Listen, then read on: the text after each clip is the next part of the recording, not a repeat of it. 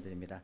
자, 오늘 우리가 고린도전서 4장 14절에서 21절 이 말씀 가지고요. 일만 스승보다 아버지가 필요합니다 라고 하는 제목으로 하나님의 은혜 이 시간 함께 나누도록 하겠습니다. 오늘 아버지 주일입니다. 여러분들 우리 아버지들 선물 좀 받으셨습니까? 얼굴 표정을 보아하니 안 받으신 것 같고요.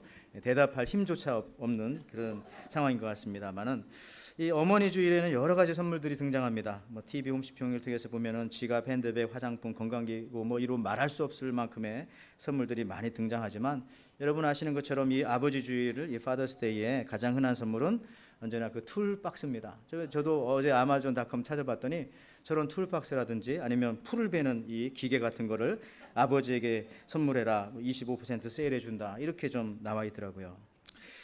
이런 거 보면서 저것이 선물인가 또 일을 하라는 것인가 하는 생각을 하게 되었습니다. 참 우리 신앙생활에 있어서도요, 이 아버지에 대한 이미지 참 중요합니다. 그 역할을 얘기해 주시는 거거든요. 왜냐하면 우리가 신앙생활할 때 기도할 때 하나님 아버지라고 기도하잖아요. 그러면 우리가 이 세상에서 가지고 있는 그 아버지의 이미지가 하나님 아버지라고 부를 때 하나님의 이미지와도 이게 이 매치가 되는 것이죠. 매칭이 되는 것이죠. 그래서 만약에 아버지한테 늘 선물을 저런 툴박스라든지 이런 걸 준다는 의미는 무엇입니까? 아버지는 일하시는 분이시다. 아버지는 일할 때 제일 즐거우실 거야. 사실 우리 아버지들 그렇지도 않은데 그 다음에 또 우리 아버지는 돈 벌어다 주시는 분이다. 돈을 많이 벌어오면 훌륭한 아버지고 조금 못하면은 좀 약한 아버지고 이런 생각할 수 있다는 거죠. 그런 생각으로 우리가 하나님 앞에 기도할 때 하나님 아버지라고 부르면은 무의식적으로 우리 하나님이 나에게 다정하고 인자하고 따뜻한 아버지의 상이라기보다는 우리 하나님 아버지께서도 나를 위해서 뭘 해주셔야 된다. 그래야 좋은 분이시다. 이런 잘못된 생각을 가질 수도 있다는 것입니다. 어떤 면에서 이 시대 우리 신앙인들의 그 흔들림도 이 아버지에 대한 잘못된 상을로부터 시작되어지는 것은 아닌가 생각할 정도입니다. 지금부터 한 10년 전에 그 워싱턴 포스트지의 남아프리카 그 사냥 금지 구역인 크로커 국립공원에서 있었던 그 기사가 보도가 되어졌습니다. 거기에 보니까 이 곤경에 빠진 백색 코뿔소의 대량 학살에 관한 기사, 제목 그렇게 써졌는데요. 이 코뿔소들이 자유롭게 거주하는 그 남아프리카 공화국의 그 크로커 그 국립공원에 어느 날인가 보니까 39마리의 백색 코뿔소들이 죽어 있는 겁니다. 무더기로. 그래서 이 원인이 무엇인가 찾으려고 했는데 쉽게 찾을 수가 없었어요. 사람들 생각했죠. 동물들도 이렇게 집단 자살을 하는가? 그렇게 생각할 수도 있고, 아니 이 엄청난 이 수의 맹수들에게 우리 코뿔소들이 이거 당한 것은 아닌가? 공격을 받은 것은 아닌가? 그런 생각을 하는 사람도 있었고, 또 우리가 흔하게 생각하듯이 어떤 분들은 이거 사냥꾼들, 밀렵꾼들한테 이 코뿔소들이 이렇게 무참히 살해된 것은 아닌가라고 생각하면서 엄격한 수사가 진행이 되었습니다. 그런데 자세히 보니까 이 코뿔소들의 시체 사이에 값비싼 코끼리의 상아가 그대로 놓여 있는 겁니다. 이런 걸로 봐서 밀렵꾼이나 사냥꾼의 소행은 아닌 것 같다 생각해서 이 남아있는 그 코뿔소들의 꼬리에다가 전자장치, 그 다음에 몸에다가 이 몰래 카메라를 설치해가지고 어떤 일이 벌어지는지 추적을 하였습니다. 근데 깜짝 놀랄 사실들을 발견하게 되었습니다. 놀라운 사실은 아기 코끼리들이 이 코뿔소들을 겁도 없이 추격하는 장면을 보게 되었고, 나아가서 이 어린 야생의 코끼리들이 멀리까지 이 코뿔소들을 추적해 가서 코로 나무를 잡아서 집어 던지고, 나중에 이 아기 코끼리들이 이 코뿔소들을 발로 밟아서 무참히 죽이게 되어지는 그런 모습들을 보게 된 겁니다. 촬영된 카메라에서. 참 놀랬죠. 근데 중요한 것은 이유가 뭘까? 그 원인을 이제 알아내기 시작한 겁니다. 왜 이렇게 코끼리들이 이처럼 폭력적으로 변해 있을까? 그 이유는 그때로부터 한 20년 전에 이 거슬러 올라가서 국립공원에 새롭게 만들어진 정책 때문에 비롯된 것이었습니다. 이 크로커 국립공원에서 코끼리 숫자가 많아지니까 근처에 그 요하네스버그에 있는 근교 다른 공원들로 이 코끼리들을 배분하고 나누고 보내게 되었어요. 그런데 덩치가 크고 옮기기 어려운 코끼리들은 그 자리에서 이제 살상을 해버렸고 죽여버렸고요. 그 다음에 나머지 어른 코끼리들도 다른 곳으로 이렇게 분가, 다른 곳으로 이동시켜 버렸습니다. 그러다 보니까 이 크로커 공원에는 나이 어린 코끼리들만 남게 되었고, 한참 돌봄과 사랑이 필요한 그 시절에 이들이 사랑과 돌봄을 받지 못하게 되어지니까 점점 거칠어지고 사나워졌고 어느 순간인가 코뿔소까지 죽이는 야수로 돌변해 있었다라고 하는 것입니다. 왜 그러냐면 이 어린 코끼리들이요, 어른 코끼리가 없으니까 스스로 자기를 보호해야 되겠다라고 하는 생각을 하게 된 겁니다. 그럼 위협감을 느끼게 되죠. 그러다 보니까 이 어린 코끼리들 몸속에서 이 과도한 호르몬의 분비, 이 아드레날린이라고 하는 이 호르몬이 분비가 되어지게 되었고, 이 어린 코끼리들은 아주 폭력적으로 변해갔던 것입니다. 그래서 이 공원 측에서 나이가 많은 이 코끼리들을 다시 데리고 왔어요. 여기저기서 데리고 왔더니 이제 어린 코끼리들이 이 어른 코끼리들 앞에서 더 이상 고집을 피울 수가 없게 되었고, 어느새 이 어른 코끼리들이 나이 어린 코끼리들을 인도하게 되었고, 더 이상 이 공원에 코뿔소의 대학살과 같은 그런 처참한 일들은 다시 벌어지지 않았다는 것입니다. 저는 이 동물의 이야기지만은 이것을 우리 인간 사회에도 얼마든지 적용할 수 있는 그런 이야기라고 생각을 하게 됩니다. 어느 단체나 어느 모임이나 심지어 교회나 여러분의 가정에서도 어른이 없을 경우에, 오늘 성경 본문에서는 말씀하시지만 아버지의 마음, 이 부모의 마음이 그 공동체 안에 충만하지 않을 때에 자기 자신들을 방어하기 위해서 자동적으로 각각의 사람들은 폭력적으로 변해가고요, 심지어 남을 정신적으로 피해를 입히거나 더 나아가서는 육체적으로 해치는 일들도 일어나게 되어진다는 것입니다. 여러분들, 우리가 사는 이 미국 땅에 어른들이 있습니까? 우리 이 나라에 누구를 어른이라고 좀 이렇게 추앙할 사람들이 있어요? 두고 온 조국에 그런 어른들이 있습니까? 아니면 가까이는 여러분들의 가정에, 또 우리 이 교회 안에도 우리가 어른이라고 부르실 분들, 어느 분들 계십니까? 우리 에덴의 공동체 안에도 이 어른들이 있을 때에 이 공동체는 뿌리부터 튼튼하게 서는 것이고, 어떤 환경에도 절대로 흔들리지 않게 이렇게 성장해 갈 것입니다. 제가 이 20년 전에 처음 중고차를 샀을 때 경험했던 일인데, 이거를 똑같이 경험하신 집사님이 계시더라고요. 이분이 말씀하시는데 자기도 이제 자동차 중고차를 샀습니다. 근데 이 계기판이 고장이 난 거예요. 이 스피드를 보여주는 그 계기판이. 그래가지고 그거 없이도 탈 수 있느냐고 물어봤더니 자기는 괜찮다는 겁니다. 운전하면은 금방 이 스피드를 알 수 있다는 거죠. 어떻게 아느냐고 그랬더니 이분이 하는 말이, 운전하다가 사이드 미러가 흔들리기 시작하면 그때부터는 60마일이다. 그리고 이제 핸들이 흔들리기 시작하면 그때는 영락없이 이게 80마일 정도 된다는 거예요. 더 나아가서 심장이 떨리기 시작하면 그때부터는 이게 100마일이 넘은 것이다. 이렇게 말씀하더라고요. 여러분, 혹시 어른이 없는 사회나 또 공동체의 모습이 이런 것은 아닐까?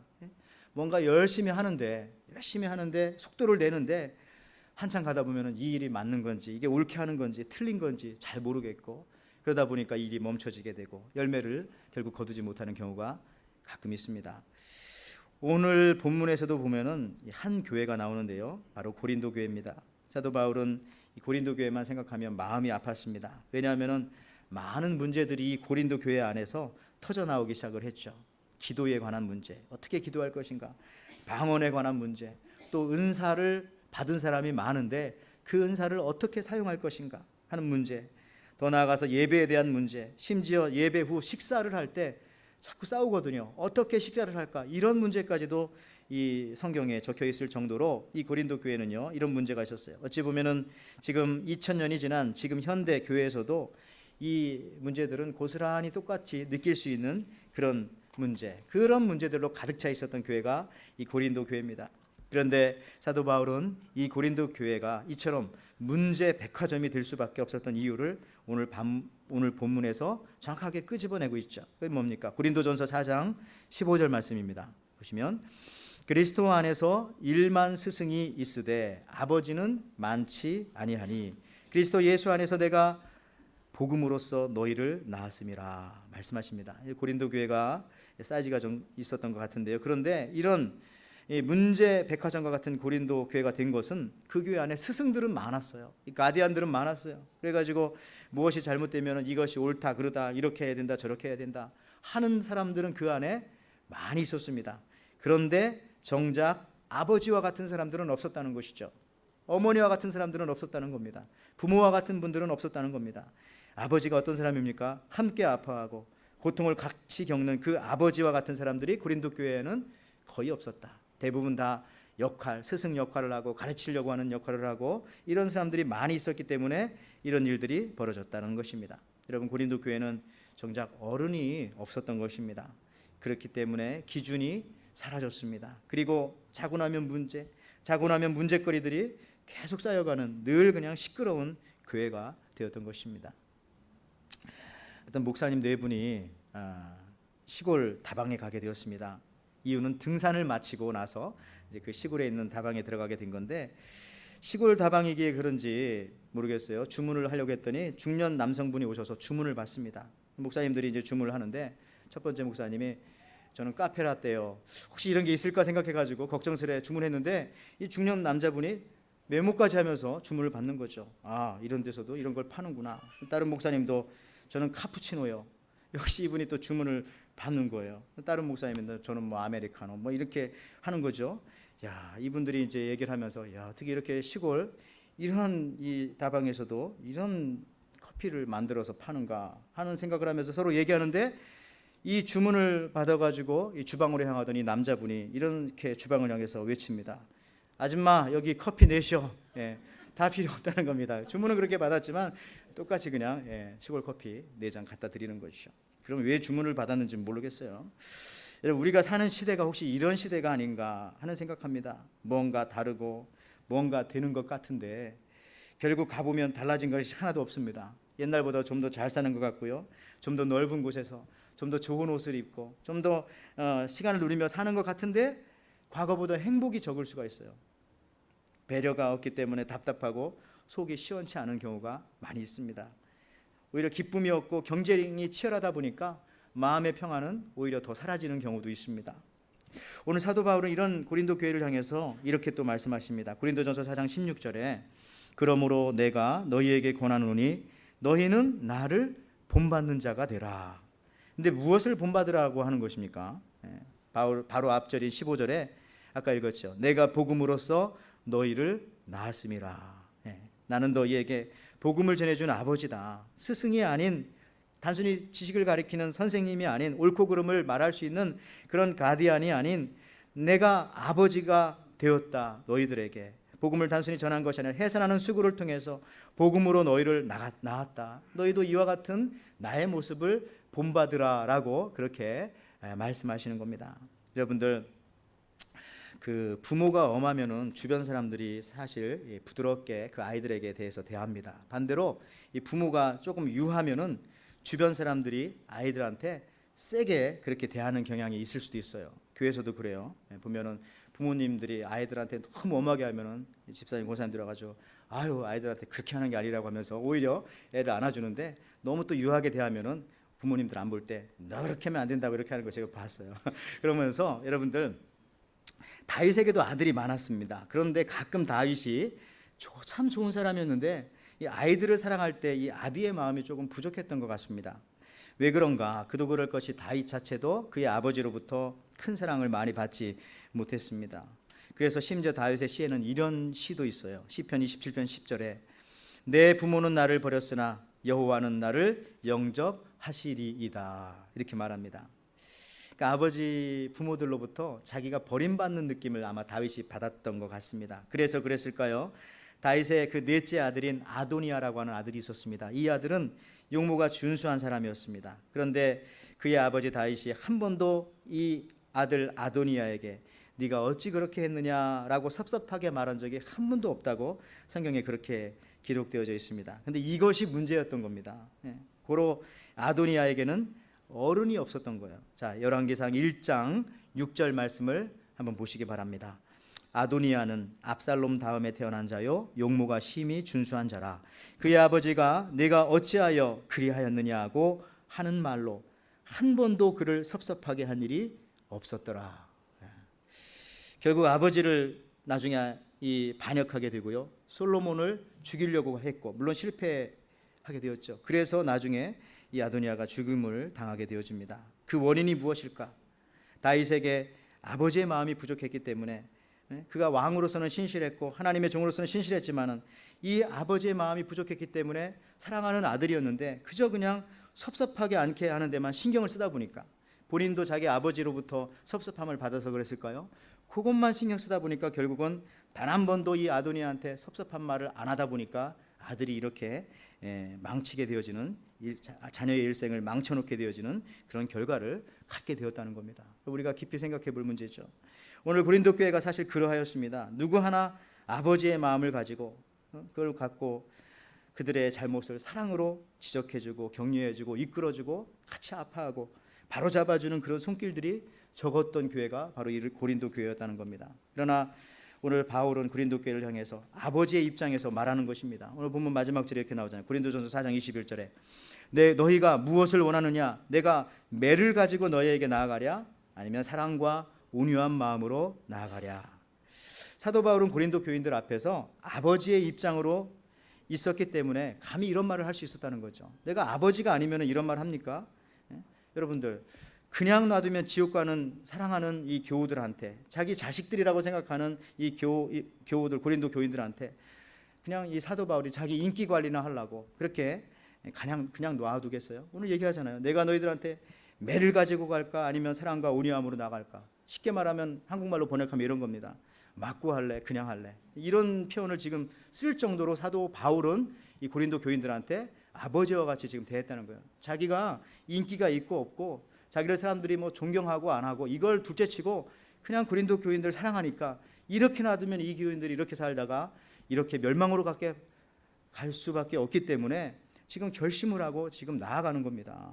저도 그런 생각을 좀 많이 하게 되는데, 이 담임 목회자로서 솔직히 담임 목회자는 이 설교할 때에 좋은 소리 안 할 때가 좀 있습니다. 여러분들이 주일날 나오시는 분들은 잘 모를 거예요. 그러나 수요일날이라든지 새벽 예배 나올 때는 어떤 때 감히 내가 이런 말을 내가 왜 하지 할 정도로 좀 세게 말할 때도 있어요. 하고 나서 물론 미안하지만. 그런데 이거를 이제 담임 목회자니까 우리 교인들이 잘못되는 걸 보고 그냥 놔둘 수는 없잖아요. 그냥 서로 인기 관리나 하다가 뭐 시간 채워지면 뭐 떠나고 이런 게 아니라 우리는 평생 가도록 죽어서도 볼 수 있는 사람들이기 때문에 그렇게 하는 거죠. 우리 사도 바울이 그런 입장이었어요. 우리 교회가 이제 가끔 이 초청 강사님들 많이 오시고 와서 귀한 말씀들 들려주시는데, 사실 이제 그런 분들은 그렇게 이제 여러분들한테 엄한 소리 하지 않죠. 위로하고 또 칭찬해주고 좋은 얘기하고, 또 다음에 또 올 수 있는 가능성도 있고 뭐 그런 건데, 이 아버지의 입장에 있는 그런 위치에 있는 교회 리더들은 자기가 욕먹을 걸 각오하고 그런 얘기를 할 때도 있다라는 사실들 여러분들 오늘 아버지 날에 염두에 두시기 바랍니다. 그래서 말인데요 하면서 제가 세게 나갈 것 같지만 시간 관계상 다음 단계로 넘어가겠습니다. 더 나아가서 여러분 놀랍게도요, 이 어른이 없는 경우 이 상황을 성경은 저주받은 상황이다 그렇게 말씀하십니다. 성경에서 여러분 가장 중요한 장이 뭐라고 했어요?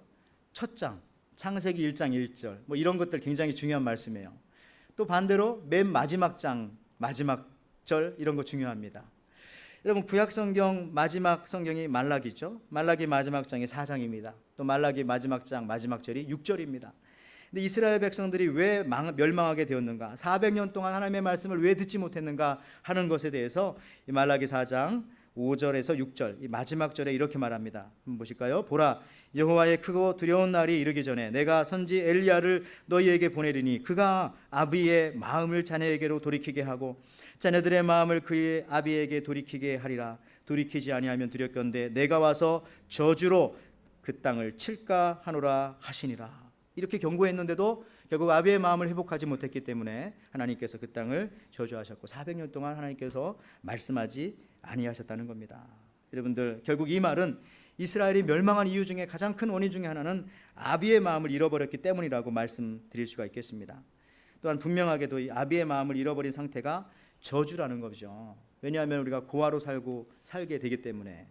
여러분, 우리가 아비의 마음을 품어야 합니다. 왜 그렇습니까? 아비의 마음이 없는 것 그 자체가 저주받은 상태이기 때문에 그래요. 자, 예를 들어서 만약에 저와 같은 지도자가, 또 여러분들도 여러분 회사에서나 여러분들 단체에서 지도자가 많이 계신데, 지도자로서 개혁가의 마음을 품으면은 모든 사람이 다 개혁의 대상으로 보입니다. 저 사람은 이걸 바꿔야 되고, 이 사람은 이걸 바꿔야 되고. 만약에 지도자가 선생님의 마음을 품으면은 모든 사람들이 다 가르침의 대상입니다. 저 사람은 이걸 배워야 되고, 저 사람은 이걸 못 배웠고. 만약에 지도자가 경영자의 마음을 품는다면은 모든 사람이 다 평가의 대상으로밖에는 안 보일 것입니다. 그러나 지도자가 아버지의 마음을 품게 되면은 모든 사람이 사랑의 대상이고 보호의 대상으로 보이게 된다는 것이죠. 그래서 아버지의 마음을 회복하는 것이 참 중요합니다. 이 마음이 없어지게 되어질 때 하나님께서는 구약의 역사를 닫으시고 400년 동안 침묵하듯 교회를 닫으시고 교회 가운데에 하나님의 말씀을 침묵하실 수도 있다는 것입니다. 여러분, 아버지의 마음이 없이 회사를 경영한다고 생각을 해보십시오. 그러면 악덕 기업주가 될 겁니다. 돈만 밝히고 돈의 노예만 될 것입니다. 여러분, 아버지의 마음이 없이 목회를 하는 목사님을 한번 상상해 보십시오. 얼마나 힘들고 얼마나 스트레스를 받겠습니까? 저도 처음에 담임 목회를 할 때에 그랬던 것 같아요. 모든 것이 어떤 때는 안 맞고 생각하는 것과 달라서 이것도 고쳤으면 좋겠고 저것도 바꿨으면 좋겠고, 근데 그런다고 고쳐지는 것도 아니고 사실 바뀌어지는 것도 아니지 않습니까? 하나님이 해주셔야죠. 결국은 아비의 마음을 품는 것이 가장 중요하다, 이런 생각을 하게 되었습니다. 여러분들, 그렇다면은 이 구약과 신약 사이에 이 400년 동안 침묵하시던 하나님이 다시 말씀하시기를 시작할 때 가장 먼저 한 일이 무슨 일일까요? 세례 요한을 보내셔서 아비의 마음을 회복하는 일로부터 하나님께서는 다시 이 인류 사회를, 이 세상을 회복시키기 시작하셨습니다. 누가복음 1장 17절 말씀입니다. 저가 또 엘리야의 심령과 능력으로 주 앞에 앞서가서 아비의 마음을 자식에게, 거스리는 자를 의인의 슬기에 돌아오게 하고 주를 위하여 세운 백성을 예비하리라. 결국 그 말이잖아요. 아비의 마음을 돌아오게 한 다음에 하나님께서 이 땅을 회복시켜 나갈 것이다. 예수 그리스도를 통해서 그 일을 감당하기 위해서 하나님께서 세례 요한을 보내주신 거죠. 여러분, 그렇게 시작되었던 회복과 구원의 사역이 언제 완성되어져 갑니까? 바로 성령을 보내주심으로 이 사역들이 완성되어져 가는 것입니다. 요한복음 14장 16절과 18절 말씀을 보십시오. 거기 보면요, 예수님께서 이런 말씀하십니다. 내가 아버지께 구하겠으니 그가 또 다른 보혜사를 너희에게 주사 영원토록 너희와 함께 있게 하리니 그는 진리의 영이라. 세상은 능히 그를 받지 못하나니 이는 그를 보지도 못하고 알지도 못함이라. 그러나 너희는 그를 아나니 그는 너희와 함께 거하시며 또 너희 속에 계시겠음이라. 내가 너희를 고와 같이 버려두지 아니하고 너희에게로 오리라. 이 마지막 말씀, 내가 너희를 고와 같이 버려두지 아니하고 너희에게로 올 것이고, 지금도 성령 하나님께서 너희를 고와 같이 버려두지 아니하시고 너희와 함께 하신다는 사실들을 예수님께서 강조하고 있습니다. 그래서 사도행전의 제자들이 그처럼 담대하게 목숨을 내걸고 사역하고 전도하고 할 수 있었던 것은 항상 하나님 아버지가 나와 함께 하신다는 그 믿음, 나를 고와 같이 버려두지 않는다고 하는 그 믿음이 생기니까 모든 상황들을 돌파하면서 그들이 전진해 나갈 수 있었고 사역들을 완성할 수 있었다는 거죠. 여러분 어떻게 생각하십니까? 예수님 믿으면서 아직도 나 혼자다, 내가 고아처럼 행동하는 분들 혹시 계십니까? 시간 나면 혼자 가서 우울하게 있고 아무도 나를 도와줄 것 없는 사람처럼 그렇게 불안해하고 두려움에 떨면서 살아가는 그런 분들 계십니까? 그렇지 않다고 주님 말씀하시잖아요. 내가 너희를 고아처럼 내어버려 두지 아니할 것이다. 너희가 어느 상황에 있든지 내가 너희를 고아처럼 버려두지 아니할 것이다. 그렇게 말씀하는 거예요. 여러분, 하나님 말씀하십니다. 예수 믿는 우리들은 고아가 아닙니다. 우리와 늘 함께 하시는 분이 계세요. 성령 하나님께서 우리를 고아와 같이 버려두지 아니하신다고 약속하셨어요. 오늘 이 아버지 주일에 제가 두 가지를 지금 말씀드립니다. 첫 번째 말씀은 우리 속에 아버지의 마음을 회복하는 것, 우리 속에 부모님의 마음을 회복하는 것이 중요하다. 그리고 두 번째 말씀은 하나님께서 우리의 아버지가 되어주시고 성령께서 우리의 아버지가 되어주셔서 우리를 지키시고 인도하신다고 하는 이 믿음을 갖는 것이 중요하다라는 것을 제가 지금 말씀드리고 있어요. 갈라디아서 4장 6절에 이 말씀합니다. 너희가 아들인 고로 하나님이 그 아들의 영을 우리 마음 가운데 보내사 아바 아버지라 부르게 하셨느니라. 여기서 보면 아들의 영이라고 하는 단어가 나오잖아요. 아들의 영. 그 반대말이 무엇이겠습니까? 고아의 영입니다. 고아의 영. 이 영에 사로잡히기 시작하면요, 맨날 두려움 속에 살 수밖에 없어요. 나는 혼자야. 앞으로 어떻게 하면 되지? 이런 상황들이 발생했는데 그 다음 내가 어떻게 하면 되지? 누구를 찾아가야 되지? 고아가 아닌데 아버지가 지금 보고 계신데 말이죠. 그리고 이 고아의 영에 사로잡히게 되면 그 다음부터 세상의 눈치를 보게 됩니다. 사장님의 눈치를 보고, 이웃의 눈치를 보고, 옆 사람의 눈치를 보고, 목사님의 눈치를 보고, 이거 어떻게 해야 되나. 그렇게 하다 보니까 결국 나타나는 것은 담대함이 사라지게 된다는 거죠. 그러니까 한 발자국도 앞으로 나가지 못하고 맨날 그 모양으로 비슷한 상황 속에서 늘 살아가는 거죠. 이 고아의 영에 사로잡히면 이렇게 되어지는 겁니다. 여러분 2차 대전 때 전쟁 고아들이 참 많았어요. 그런데 이 아이들을 모아놓고 상처를 치료하고 빵을 배불리 먹여가지고 잠을 재웠어요. 근데 애들이 먹는 건 잘 먹는데 밤에 잠을 자지 못하는 겁니다. 불면증으로 애들이 잠을 자지 못하는 거죠. 부모를 잃었기 때문이죠. 그래서 이 심리학자들이 연구한 끝에 아이들 어떻게 재우면 좋을까? 그래서 결국 그 아이들의 손에다가 이 빵을 하나씩 이렇게 빵 봉지를 들려주었어요. 그랬더니 그제서야 아이들이 이 빵 봉지를 손에 잡고서 잠을 자더라는 겁니다. 왜 그럴까요? 이 부분이 중요합니다. 지금 배불러도 내일이 보장되지 않을 때 인간은 불안에 휩싸이고요. 심지어 잠도 자지 못한다는 겁니다. 지금 내가 많은 것을 가지고 있고 지금 내가 많은 것을 누릴지라도 내일이 보장되지 않으면 불안한 거예요. 지금 많이 갖고 있는데도 불안한 겁니다. 왜? 내일이 보장되어지지 않았기 때문에. 여러분들, 우리들 중에도 고아가 있습니다. 연세 많으셔서 육신의 부모님을 이미 하느님 나라에 보내신, 그래서 고아로 살아가시는 분들도 여기 계십니다. 아니면은 부모님께서 이혼했거나 사고로 고아가 되신 분들도 계십니다. 그러나 진짜 고아는 하나님 없이 성령의 인도하심을 느끼지 못하고 살아가는 사람들이 진짜 고아예요. 신앙생활 하면서도 하나님이 계신 것을 느끼지 못하고 예배에 출석하면서도 하나님이 나와 늘 함께 하신다는 것을 깨닫지 못할 때 그 사람이 진짜 고아죠. 성도 여러분, 예수 믿는 우리는 어떠한 상황 속에서도요 영원한 고아일 수가 없습니다. 고아일 수가 없어요. 왜냐하면 하나님이 우리 영원한 아버지이시기 때문에 내가 너희를 고아와 같이 버려두지 아니하리라 그렇게 말씀하십니다. 제가 이제 끝으로 동영상 하나 보고 설교를 마치려고 합니다. 작년에 그 한국 그 어떤 전화기 회사의 광고입니다. 이 평창 올림픽을 준비하는 특별한 선수들에 대한 광고 영상입니다. 최초의 시각 장애인으로서 올림픽에 참여하는 양재림 선수와 그의 눈이 되어서 그녀를 가파른 눈 비탈 밑으로, 그러니까 이제 이 스키를 탈 때 이 시속 거의 100km, 80마일 정도로 내려온다고 하네요. 엄청난 속도로 내려오는데 그 선수를 이끌어주는 이름은 고운솔입니다. 고운솔이 선수에 관한 이야기입니다. 이 시각장애인이었던 양재림 선수는 한쪽 눈이 완전히 실명돼서 태어날 때부터 나머지 한쪽 눈도 정상인의 눈의 10분의 1 정도밖에는 남아있지 않습니다. 그녀의 가이드러너인 이 고운솔이 선수는요 어려서부터 선수 생활 12년 정도 했어요. 그런데 국가대표 선수에서 선발전에서 자꾸 떨어지게 되고 하다 보니까 결국 어린 나이에 은퇴를 하게 되었어요. 은퇴를 하고 나서 그의 겨울을 어떻게 보내야 하는지, 그 겨울을 상상하지도 못했던 그 시절에 이 양재림 선수, 시각장애인인 양재림 선수의 가이드러너를 뽑는다는 소식을 듣고 신청하여서 뽑히게 되었습니다. 유일하게 이 코스에 2명이 내려갈 수 있는 이 스키 경기, 눈이 불편한 선수를 인도하는 시각장애인 선수의 눈이 되어주는 이와 같은 모습들, 여러분들 한번 이 유튜브 같이 한번 보시고 동영상 한번 보시고 같이 제가 설교 마무리하도록 하겠습니다. 여기 조금 다른 경기를 하는 이들이 있습니다. 자신보다 타인을 더 믿는 경기, 앞서가는 이보다 뒤따르는 이가 승패를 좌우하는 경기. 이들은 시각장애 스키 선수와 가이드 러너입니다.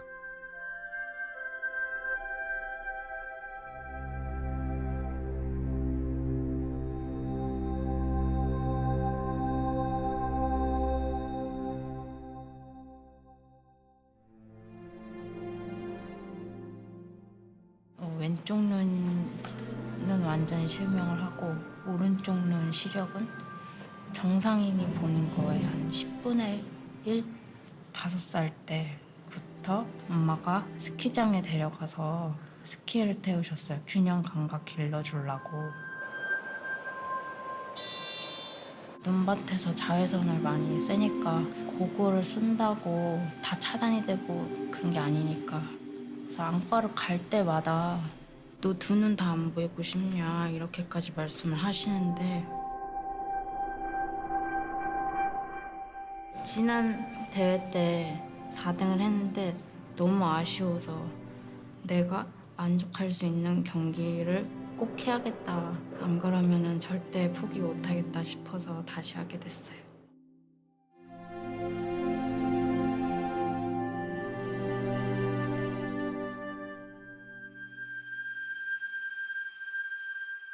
선수 생활은 12년, 13년 국가대표가 되는 게 꿈이었고, 최종적으로는 이제 메달을 따는 게, 큰 대회 가서 메달을 따는 게 꿈이었습니다.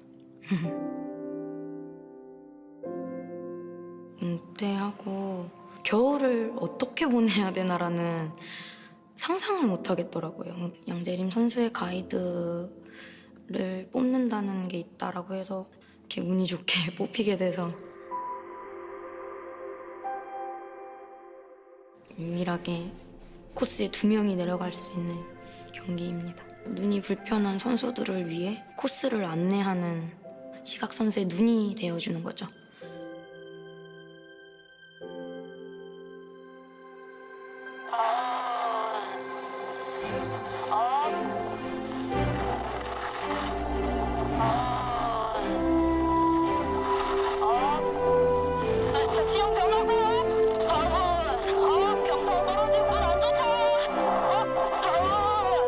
만날 때마다 뭔가 나랑 잘 맞겠구나. 저는 그래서 혼자 뛰는 것보다는 좋아요. 둘이 하고 있어서. 선수와 가이드는 잠을 잘 때 선수가 왼쪽으로 돌아 누우면 가이드도 자동으로 왼쪽으로 돌아 눕고. 경기를 할 때 의심을 하진 않아요. 왜냐면 앞이 보이지 않는 상황에서 소리로만 따라가야 되니까 믿지 않으면 절대 따라갈 수가 없어요. 그래서 스키 탈 때는 100% 믿습니다. 메달은 같이 받아요. 한 몸처럼 움직이는 거니까 같이 받는 건 당연한 거죠. 언니 안녕. 같이 이렇게 만난 게 인연이라고 얘기했었잖아.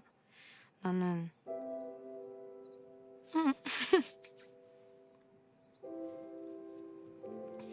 선수 생활 끝나도 언니랑 계속 같이 만나면서 계속 이렇게 좋은 사이로 남고 싶어.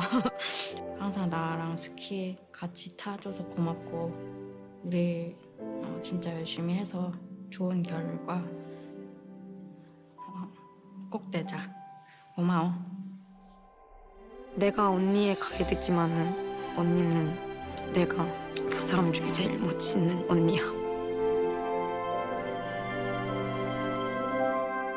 그렇죠. 우리 주님도 이처럼 가파르게 달리는 우리의 인생길에 이 가이드 러너 이상으로 아니 그 아들까지도 주신 그 사랑으로 우리를 인도해 주십니다. 또 인도해 주실 뿐만 아니라 우리가 당한 아픔과 고통까지 십자가에서 경험하신 나의 아버지이십니다. 그리고 지금도 우리와 함께 하십니다. 제 말씀을 마칩니다. 어떤 공동체이든지 그것이 교회건 가정이건 국가건 아버지의 마음, 부모의 마음이 사라질 때 그 공동체는 무너질 수밖에 없습니다. 반대로 공동체가 회복되어지고 다시 일어서는 것이 언제부터 나타납니까? 바로 아버지의 마음, 또 부모님의 마음이 회복되어질 때부터입니다. 오늘 고린도 교회의 문제는 감싸주고 사랑으로 녹여주고 기다려줄 수 있는 아버지의 마음을 가진 사람보다는 누구를 가르치고 지적하는 그러한 스승들이 더 많았다는 데 문제가 있었습니다. 오늘 이 시간 여러분의 마음속에 우리가 섬기는 에덴교회 가운데 또한 여러분의 가정 가운데 우리 주님과 같이 또 사도 바울과 같이 아버지의 마음이 다시 회복되기를 기도합니다. 또한 우리를 고아처럼 내어버려 두지 않으시는 하나님의 그 크신 사랑 앞에 여러분들은 이제 더 이상 미래에 대한 두려움, 염려, 불안 이런 것들 이 성전문을 나가시면서 다시 가져가지 마시고 이 자리에 다 두고 가시기를 바랍니다. 우리는 어떤 상황 속에서도 고아가 아닙니다. 시속 80마일의 그 눈길을 내려가는 그런 상황이라 할지라도 주님이 우리와 함께 하십니다. 우리 인생길이 그렇게 내리막길을 다를 때도 하나님은 우리를 떠나지 아니하십니다. 우리 주님은 늘 우리 앞서 우리를 이끄시며 지금도 우리를 고아처럼 버려두지 아니하시고 부모같이 인도하십니다. 앞으로의 삶 속에서 이런 믿음의 확신으로 승리하시는 저와 여러분들 되시기를 주님의 이름으로 축원을 드립니다. 아멘.